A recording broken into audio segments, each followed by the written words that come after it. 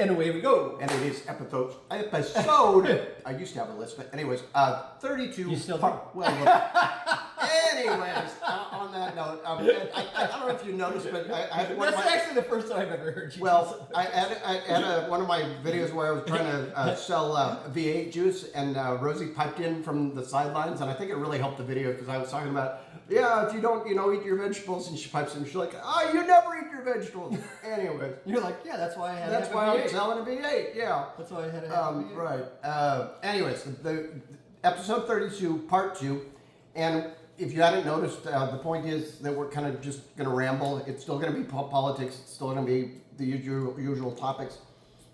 And look, we couldn't come up with one single topic because it's just all the same shit. So we're just going to, I don't know, off the top of our dome, ramble about some shit. Like you were talking about Iran. Right? Well, yeah, and Iran, and then specifically gas prices. And somebody pointed out that a lot of us have kind of gotten used to this whole, we're paying $4 for gas, and other places are paying $5 for gas. We've almost gotten used to it. I know that's, sounds crazy, but it's the whole frog in the water thing kind of. But if we don't actually get out of there anytime soon, it's about to get a fuck ton worse, because we've been, unbeknownst to a lot of people, we've been going through our reserves. That's why it's not any worse than it is, because the U.S. did have reserves and we've been using them. Well, once we run out, it ain't going to be a pretty situation. And I think the same thing goes for a lot of other things where various industries have been using their reserves of X, Y, and Z, which has been disguising the real, not nature of the problem, but just how bad things have gotten. And things aren't going to turn around. There's nothing politically that indicates that anybody's waking up and smelling the coffee just yet. I mean, the people who got it still get it, and the people who didn't are still doing everything they can to put their heads in the sand. I mean, I don't know how else to put it. I'm not going to pretend to know how all these gas prices are fucking calculated, but sure. But we know he hasn't done anything to help, and I think what he's doing is making it worse, and that's why it's gone up. Well, the thing is that he now, whether or not we're using reserves, and this is going to be catastrophic in a short period of time, is, like I said, I don't know enough to even critique what you're saying or know if what you're saying is accurate. It could be, very well could be. But what I do know is this: he got himself in that fucking quagmire over there in Iran. Nothing has fucking changed. If anything, the deals they're getting are worse than what they fucking started with. And the whole thing's a fiasco. And they're still trying to play it off like they're somehow winning when he's getting owned. Yep. He's getting his ass handed to him regardless of the fact that we're bombing a bunch of shit. Like, what? This goes back to our whole discussion about that. Like, do you plan on bringing boots on the ground and fucking these people up big time? Because if you don't, this is a big... and one of the biggest ironies... And if you did, that's fucked up. Is a lot of us believe that they don't have news, and they're weren't even really in the process of getting them. However, the irony is that if they weren't trying to get them before, they probably are trying now. I mean, why would they not be trying to now? The irony is that if we're trying to get them to not have nukes, this is the worst way we could go about it. It just seems like every other week we're bombing them. And then they're saying we knocked all their shit out, and then we have to bomb them again a couple weeks later. Like, I thought we bombed all their shit. Right. And there was nothing left, and now we're still bombing shit. Like, come on, man. Get the fuck out of here. So stupid. I don't even know what the fuck. God damn it. It's so stupid. Keep on saying that we're definitely... And I mentioned that I started a new job, and that does tie in... It could tie in a bunch of ways. I'm only going to focus on one or two things. It used to be with technology sales, because that's what I'm back in. I'm not going to... Anyways, that you'd have expected price increases, maybe twice a year. Worst case scenario, maybe quarterly, which would be, 4 times a year. Now at least for... Well, it's not news, so I'll just go ahead and say it. For HP and I believe Dell and a few of the others, it's monthly. Like, you can almost guarantee that, okay, whatever you paid This month for your high-end system, they're gonna roll out a brand new set of pricing June 1st, and then July 1st, and that's just the way things are going now, and that's just one example of. That's not even a result of this oil stuff. That was happening before the oil shit started getting involved, and it's only made it worse. Right. So it's not like it's unconnected, but it's made it worse as opposed to being a source of it. Try and get a Oh, plane ticket. how was that? You tell us. Yeah, it's horrible. Okay. It's like almost doubled. At least in my experience, what I've been trying to get. It's like Yeah, I meant to ask you about at that. least, it's 50, 75% higher, if not 100%. From what I'm used to, a year ago Right. or something. And I bought tickets luckily because we're going to, Hawaii, Japan for that marathon, and then jetting over to Japan since we'll be in Hawaii. Yeah, it's a good thing I bought those tickets way back. Yeah. I would probably be like fucking 50, 100% more. Anyways.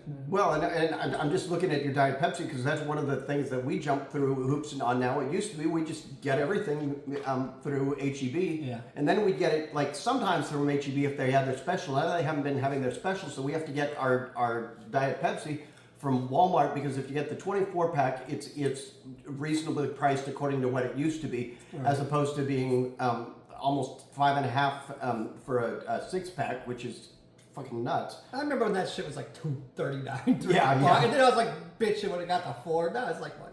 Yeah, $5.20 something for a 6-pack. Yeah. It's so stupid. And I just gave up on sugar dude, water. I gave up on trying to. I'm like, fuck it, I'll just go with that. I don't fucking care anymore. I don't fucking care. I hope I die with $100,000 in fucking credit card debt at this point. I don't give a flying fuck. I got no kids. I don't care. Well, and I've mentioned this before, but another thing is I am 110% convinced now that if the stock market ever had any connection to the real economy, it's gone. It's fucking gone. Like the market last time I checked was over 50 again, but the economy is fucked. So I don't know what the hell that is supposed to be an indicator of. So To me, I've said this so many times like a year ago. All this shit is made up. It's all made up bullshit. And it's just a matter of what people want to believe. That's it. It's all a bunch of bullshit. Yeah. Oh, you did get out. You saw Echo in the Bunnyman, right? Yeah, I did. Yeah. How was that? It's decent. Yeah. I mean, the guy's old. His voice is raspy. Right. I'm speculating here. I don't know. Maybe I should dig into it. Sounded like he was. Well, he's got, he's Liverpool. He's got with the heavy accent. Mm-hmm. And he was just rambling in between songs. The first 2 or 3 songs, right? It was odd because even the person I went with mentioned like, he's just going to it, song, no fucking banter, right? Yeah. Then he started, and then noticing like between every song, he'd go up, right, and he had 2 drinks, and he'd drink one and then another. And then I'm like, and then as the songs went, he would talk longer and longer between songs. Oh, and got more and more. Already can't understand every other word he's saying. Like, did he just say "shock"? Look at me, I didn't give you a fight. Like, what the fuck are you saying, dude?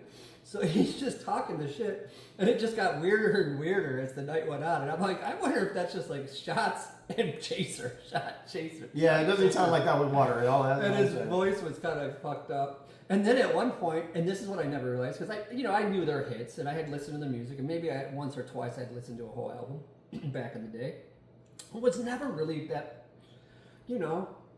big of a band that I wanted to see. My friend wanted to go. I was like, you said the hits, but you didn't like yeah, get every I album always or whatever.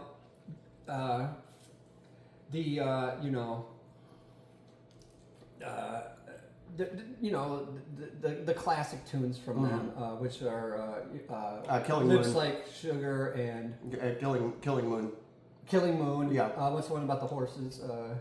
Goodbye Bring Horses. on, bring on the dancing horses. Yeah. That's about all those 3. Yeah. I like. That's probably my favorite song.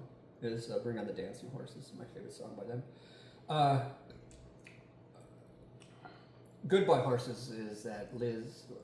Different Yeah. song, but Totally different vibe. But so yeah, I kind of knew him, kind of into that, but never, not really that much of a thing for me. But it was enjoyable.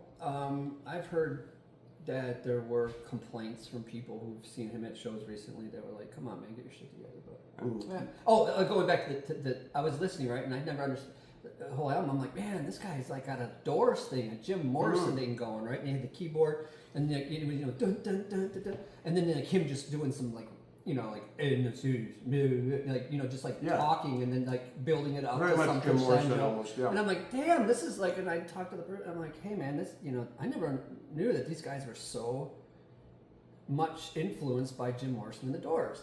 And it wasn't like 2 or 3 songs later that they segue sort of from a song into Roadhouse Blues. Oh, this is straight up coming. Lady, give up your vows. But you saw that coming, yeah, for sure. And I'm like, wait, what? He's doing the fucking Doors. I'm like, yeah, that's about right. As I heard that like fucking 3 songs ago, it was sounding like the Doors to me. So anyways, give up your vows. And then he segue out into whatever song he gets back into. But. Oh, that reminds me of something else since we're just kind of drifting. Yeah, I mean, it's been about a year since Ozzy Osbourne died, and the reason why I bring it up is because his family, they're acting like a bunch of assholes. What? No, seriously, specifically, I can't think of the Jack and Sharon, they're doing this stuff for the press where they're complaining about musicians and actors who are talking politics and stuff, and it's like, you guys wouldn't be famous if it weren't for Ozzy, and like almost every other song, either solo or with Sabbath, was extremely political. Like right. What? How do you miss what disconnect just happened here? Like. I don't know, man. And I'm not just talking about like War Pigs, but then on Ultimate Sin there was the song Killer of Giants, literally about nuclear weapons, where he's talking about if none of us believe in war, what's the weapon for? That's the lyrics right there. But again, those weren't one-offs. Those were like several songs on every fucking album. Right, this is a theme that they're fucking about. About how silly this shit is in war. And now Sharon's getting accused of being a Zionist, and I'm not sure that people saying that are wrong. And it's like, look, I'm so disappointed in some people. Oh, let's go back to politics. Sure. Did you hear Obama waffle about calling Zionism bad? I think I did. Fuck. And my God. Oh my God. Well, let's not jump to things here. This isn't a genocide. It's like, actually, dude. it fucking is. It fucking is. When the people who study genocide, he's like, we gotta get the nuance here. There's no fucking nuance, you fucking asshole. Obama, great, good to have it, good to see it. Not even great, but look, the whole thing that we had gotten away from Bush and all that was good enough. It's not great, good enough. Let me just rephrase it. Like pull everything back and just say good enough for the moment, right? But he was just a fucking neoliberal who tried to negotiate with fascists like an idiot. And when he should have done fucking FDR. And it's one thing to do it at the time, but for he him to had the do it House now, and the Senate. there's no reason for him to do it now. He should have just slammed He's not in power now. I mean, what the fuck? Yeah. Why was he trying to negotiate? He should have just slammed shit down their throats and been like, yeah, I'm a fucking socialist, so what? Yeah, Israel's a genocidal fucking crazed colonial state that has nothing to do with Judaism. It has nothing to do with anti-Semitism when you say they're just a bunch of monsters destroying people. Because that's what they are. Just go back to 1948. It's not politics. People. They literally... the people who started it weren't even... and there was even a rift within the Jewish community, between the Hasidic and the Orthodox, because they said this is not right what you're fucking doing. I mean, when it's actually political, that's one thing. But when the verbiage is, we want every last man, woman, and child belonging to X to be taken off the planet, and claiming a piece of land from a fucking ancient fucking fairy tale, is stupid. They didn't. There were some people that could claim to be Israelites who living in that area, that region, Palestine at the time. But to bring in how many millions in the last, 75 years? And displace how many million in the last 75 years? And then say that this is justified because of a Holocaust? No, it's not justified for any reason. Creating a Holocaust, look, you don't become what you hate. Right. Because that's essentially what that argument is. It's, oh, well, if somebody did this to us, then we get to do it to somebody else. No. No. It's the worst excuse ever. The worst excuse ever, that because we were persecuted, that we never again. Yeah. Well, we deserve a state. Everyone deserves to exist, right? But you don't need to deserve to exist as a state, especially on somebody else's property. And even if you do, then those boundaries should be made clear as opposed to constantly trying to enlarge them. What the fuck? Right. So get out of town. Yeah. Your argument sucks. I remember one time somebody was trying to have this argument with me, right? And they don't think I'm sensitive to the fact that, because they're trying to constantly call me anti-Semitic. It's ridiculous. And I'm like, look, I'm sensitive to the whole history of fucking the Jewish plight. Yes, it's fucking bullshit. Everybody knows that, all right? But you can't do the same thing and not get chastised as well. But no, they were arguing like, so they had this whole lineage of the area and the region. And it was so bizarre because I'm like, where's Jerusalem on that list you just showed me? I said, it didn't exist. So you just proved my point. Like, you showed me this whole thing. It's like when people show you shit from the Bible, right? And then they try to say, well, this proves that X, Y, or Z. And it's like, no, because I'm reading the same exact thing and it's saying exactly the opposite. Like, how are you reading? Like, how have you been so insanely indoctrinated that somebody shows you something, right? And it says something, and then you don't believe exactly what it says, and you believe some narrative about what it says that doesn't exist. Yeah. Because somebody told you that's what the narrative is. Israel exists because of all this lineage of how the area was. And it's like, well, wait a minute. If you read what you just fucking showed me, it shows that it doesn't. And never has. Like, what? How are you presenting this to me as like, a basis for your argument that you deserve to be there? Because it's fucking preposterous. And people do that with the Bible too. Oh, they yeah. do it with all kinds of... And the Constitution. And the Constitution. It's all kinds of shit, man, where it's like, man, you got these narratives that are pushed down your throat. And like you said, it's pushed down so hard that they will quote something or give a link to something, and I'll read it, and I'll be like, wait a minute, your argument is X, and you sent me Y, and when I read it, it completely contradicted your argument. So what? Right, and this is what happens. This is the Orwellian nature of how this shit goes down with these people when they get brainwashed and they're indoctrinated. 2 + 2 = 5. Yep. You know. So I'm gonna wrap this all up, and I'll just go back to two things real quick. They came out with a new series on I think it's on Netflix. Yeah, I believe it's Netflix. Of Lord of the Flies. Oh. And they're actually doing a pretty good job of it so far that I've seen the first couple episodes. But yeah, this is a huge example of what happens when you have fearful, superstitious idiots who won't listen to reason, to Piggy, and Ralph, to try and get that people fucking in line, right? And then you have the kids who are just following this shit, and it's just such a prime example of what happens when that is allowed to occur, and how it completely disrupts everybody and fucks everybody up, and destroys it and ruins it for everyone, because it's like, how do you combat it? But anyways, it's a very, very fucking good, well-written story. If you don't watch the series, at least read the fucking book. Definitely read the book if you never read the book. And then just remember the themes there, like I said, about superstition, about fear, about violence, about narcissism, and then the reversal, he totally Darbo's Piggy right in the beginning. Oh my God, it's fucking wild, man. It's good shit. And the more and more I know about psychology, the older I get, the wiser I get, and I read back on this stuff, I'm like, oh, fucking brilliant. But anyways, how this guy had nailed all this shit before people even had words for it. Yeah. And psychological terms for these things that he was fucking... Like gaslighting Darbo was... Yeah. All that shit that he was getting into, narcissism. And the grandiose false self, and all these other things of Jack, that guy. But I'm going to go back to this thing about people reading something, right, and getting because of the narrative, the exact opposite. Let's just go back to the Genesis and the original story, right?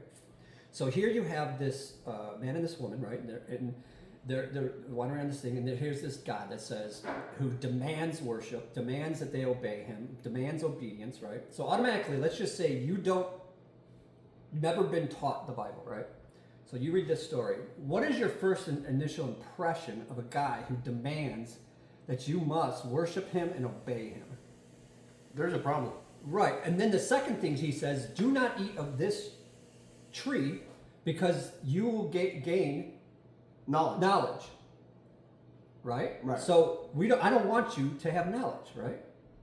Then a serpent comes up to Eve, right? And says, because God also says, if you eat of that fruit, that day you shall die.